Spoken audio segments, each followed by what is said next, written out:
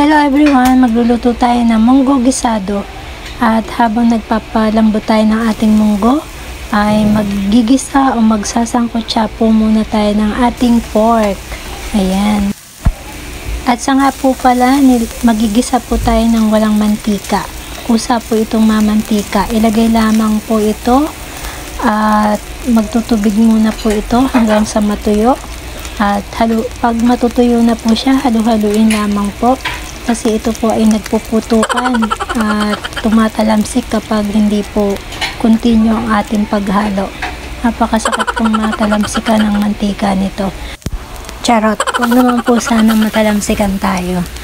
Ayan, at kapag crispy na po o mukhang chicharon na po ang ating pork, ay maaari na po natin itong set aside para bawasan po ng kaunting mantika. At tayo po ay magigisa ng ating bawang at sibuyas.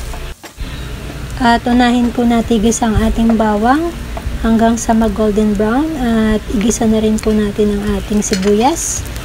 At hanggang sa lumabas ang aroma po nito. At sama-sama na po natin igisa. Pati na rin po ang ating crispy pork.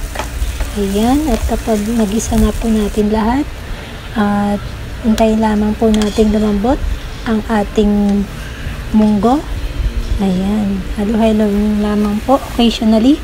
At kapag malambot na po ito, ilagay na po ang ating ginisang crispy pork. Ayan, napakasarap po ng ating munggo. Isa nga po pala ang ating munggong ginamit ay yung munggo labo.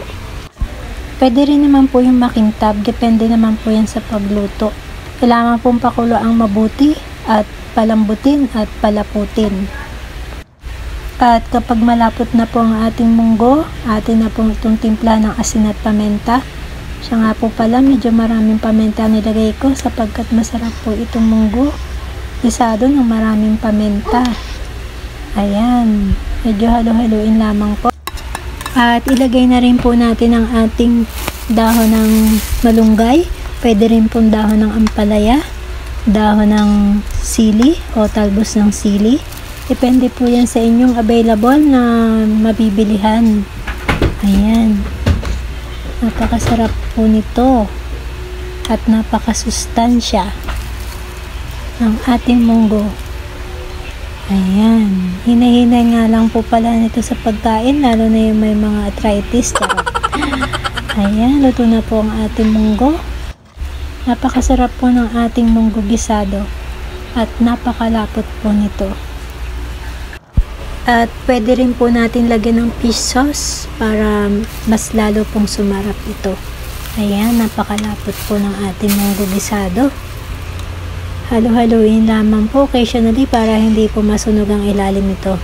Ayan, ready to serve na po ang ating munggo gisado. Ayan, serve na natin po habang mainit pa. Napakasarap po nito at napaka-healthy pa. Ayan, happy tummy na naman po tayo nito. Thank you po sa panood. Bye-bye and God bless.